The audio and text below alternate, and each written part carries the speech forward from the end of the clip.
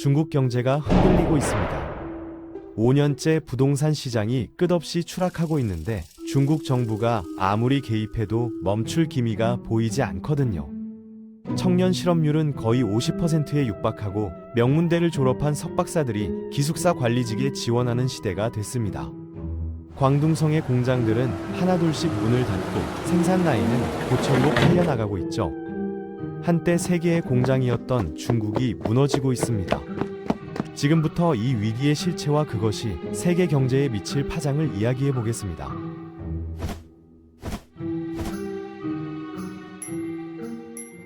중국 소셜미디어에서는 수천 개의 영상이 같은 말로 시작합니다. 나는 파산했다. 진짜로 파산했다. 이 문장이 숨막히는 사회의 후렴구처럼 반복되고 있거든요.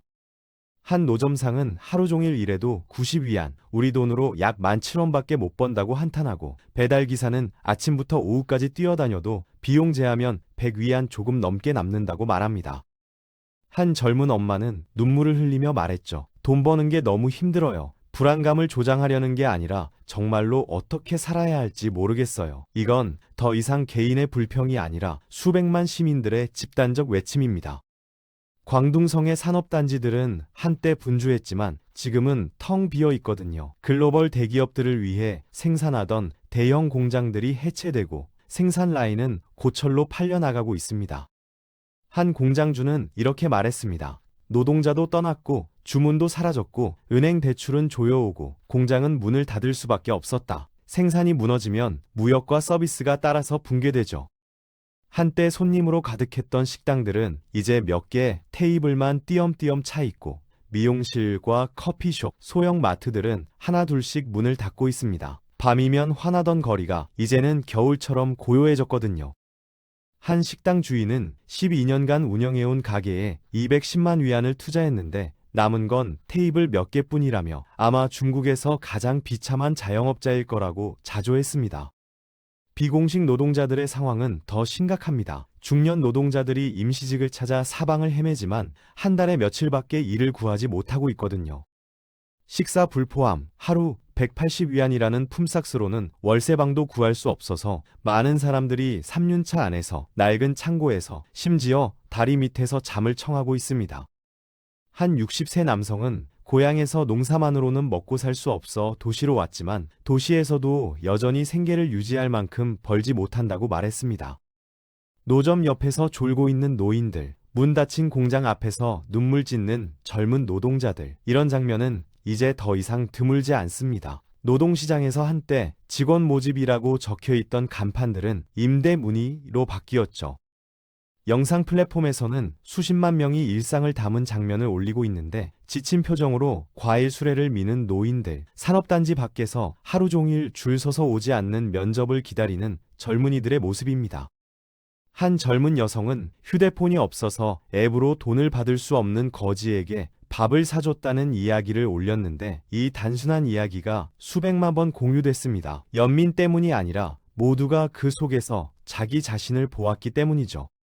미래에 대한 공유된 믿음이 무너지고 있고 무엇을 바라느냐는 질문에 많은 사람들이 그냥 이번 겨울만 버티면 된다고 대답합니다.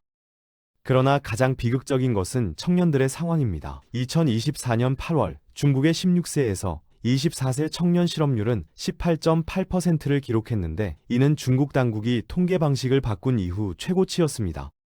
당국은 2023년 6월 청년 실업률이 21.3%까지 치솟자 통계 발표를 돌연 중단했다가 같은 해 12월 대학 재학생을 제외한 새로운 방식으로 통계를 재개했거든요. 숫자를 낮춰보려 했지만 현실은 계속 악화되고 있는 겁니다. 매년 1,100만 명이 넘는 대학 졸업생들이 쏟아져 나오지만 일자리는 없습니다. 국유기업 중국 석유 천연가스에서 행정직원 1명을 모집하자 베이징대, 칭화대는 물론 영국 왕립대, 미국 존스 호킨스대 출신 석박사 224명이 몰렸죠. 기숙사 관리직 2자리에 하얼빈 공대와 호주 애들레이드대 석사가 지원해서 합격했고 한 젊은이는 이렇게 한탄했습니다. 우리는 수년간 열심히 공부했지만 졸업 후 실업 상태에 놓여 독자적 생활 능력도 사회적 기술도 부족합니다. 이들은 스스로를 썩은 꼬리 아이들, 란웨이 하이즈라고 부릅니다. 미완공 아파트처럼 완성되지 못한 인생이라는 뜻이죠. 베이징대 경제학 교수팀의 연구에 따르면 탕핑족, 즉 포기하고 누워버린 청년들과 부모에게 의존하는 캥거루족을 합치면 2023년 3월 기준 실제 청년 실업률은 46.5%에 달한다고 추정됩니다. 청년들은 도시를 떠나 고향으로 돌아가 채소를 키우며 생존의 가장자리에서 버티고 있습니다. 더 이상 부를 꿈꾸지 않고 오직 살아남을 수 있을지만 걱정하는 거죠. 이제 숫자로 돌아가 보겠습니다. 10월 한 달 동안 일선 도시들의 기존 주택 가격은 평균 0.9센트 하락했는데 베이징은 무려 1.1%나 떨어지면서 하락폭을 주도했습니다. 2선과 3선 도시들도 각각 0.6%에서 0.7센트 수준으로 동반 하락했고 거래량은 더 심각해서 베이징의 기존 주택 매매는 전월 대비 23.7%나 급감했거든요. 경제 전문가들이 특히 우려하는 이유가 있습니다. 기존 주택 시장은 정부 개입이나 가격 상한제로 왜곡되는 신규 분양과 달리 실제 수요를 투명하게 반영하기 때문이죠. 연간 기준으로 보면 위기의 심각성이 더 명확해지는데 베이징과 상하이의 주택 평균 재판매 가격은 각각 11%와 13% 하락해서 수년 만에 최저치를 기록했습니다. 반면 1선 도시 신규 주택 가격은 10월에 0.3%만 떨어졌는데 이 격차는 더 깊은 구조적 문제를 숨기고 있거든요. 상하이는 신규 주택 가격이 소폭 올랐지만 판매량은 급감했고 광저우는 정반대로 가격은 떨어졌는데 판매량이 늘었습니다. 분석가들은 신규 분양에 대한 가격 상한제가 풀리면서 명목 가격은 올랐지만 기존 매물들이 중고시장에 쏟아져 나오면서 전체 평균 가격을 끌어내렸다고 설명하고 있죠. 부동산 침체의 파장은 중국 경제 전체로 번지고 있습니다. 중국 수석 이코노미스트 얀융은 주택시장 침체만으로도 올해 GDP 성장률이 목표인 5% 아래로 떨어질 수 있다고 경고했거든요. 전 재무부 장관 러우지웨이도 최근 포럼에서 시스템적 리스크가 아직 폭발하지는 않았지만 부동산 시장이 안정되려면 최소 5년은 더 걸리고 근본적인 구조개혁이 필요하다고 전망했습니다. 만약 이 전망대로라면 중국의 고속성장 시대는 사실상 끝났다는 뜻이고 향후 10년간 부동산 부문이 경제 성장을 계속 짓누를 수 있다는 얘기가 되는 거죠. 일부 분석에 따르면 고정자산 투자도 급격히 위축되고 있는데 중국 GDP의 약 40%를 차지하는 이 핵심 지표가 10월에 두 자릿수 감소를 기록했다는 추정도 나오고 있거든요. 한때 국내 소비의 희망으로 여겨졌던 중산층은 이제 빚과 탈진에 짓눌려 있습니다. 부동산 시장 침체로 수백만 가구가 미완공 아파트에 발이 묶였고 자산 가치는 증발하고 소득은 급락했거든요. 많은 사람들이 웃지도 못하면서 농담처럼 말합니다. 완공되지도 않은 벽을 위해 평생 빚을 갚으며 살고 있다고요. 도시 생활은 느려지고 주말 상업거리는 섬뜩할 정도로 텅 비어 있습니다. 대련에서는 버스 요금이 2배로 올랐고 한 직장인은 출근하는 것조차 부담이 됐다고 한숨을 쉬었죠. 소매 활동도 상당히 둔화됐는데 10월 소매 판매 성장률은 2.9%에 그쳤고 앞으로 더 떨어질 것으로 예상되고 있습니다. 수출도 흔들리고 있죠. 꾸준한 성과를 보여왔던 수출이 10월에 전년 대비 1.1% 감소했고 일부 전문가들은 연간 수출 성장률이 향후 2%에서 4% 수준에 머물 수 있다고 전망하고 있습니다. 제조업 구매관리자 지수인 PMI는 8개월 연속 50 아래에 머물면서 산업 생산이 계속 위축되고 있음을 보여주고 있거든요. 이 모든 침체의 중심에는 부동산 섹터가 있습니다. 상위 100대 개발업체의 매출은 2021년 이후 절반 이상 급감한 것으로 추정되고 신규 주택 판매는 최근 몇 달 동안에만 40% 가까이 떨어졌거든요.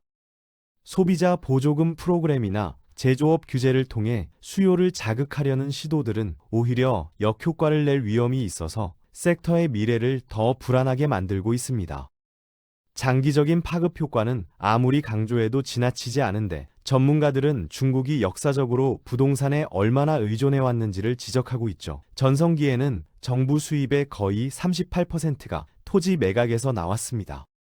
이런 의존성은 지방정부 금융기구들의 부채 축적을 심화시켰는데 이들 중 상당수가 미완공 건물이나 미지급 도급비에 의존해서 의무를 이행하고 있거든요.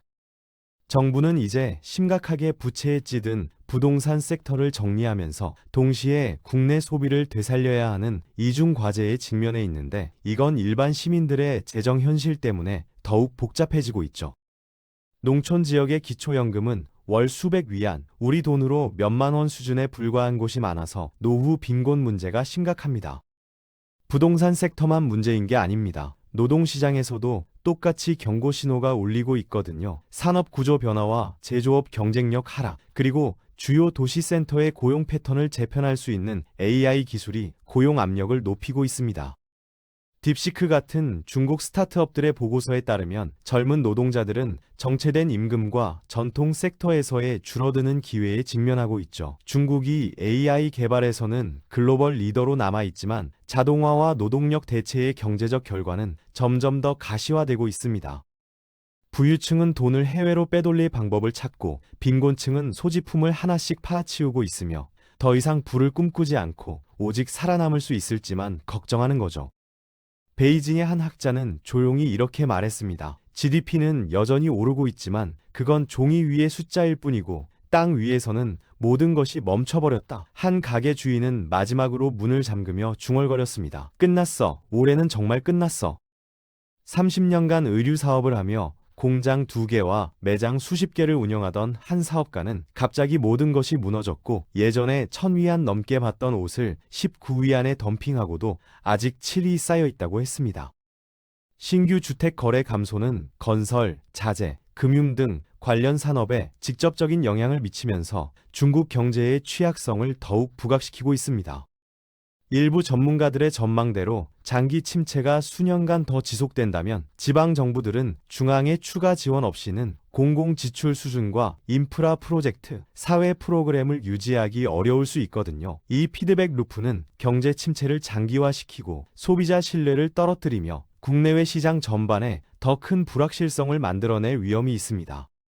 이런 경제적 압박 속에서도 중국은 다른 영역에서 발걸음을 멈추지 않고 있죠.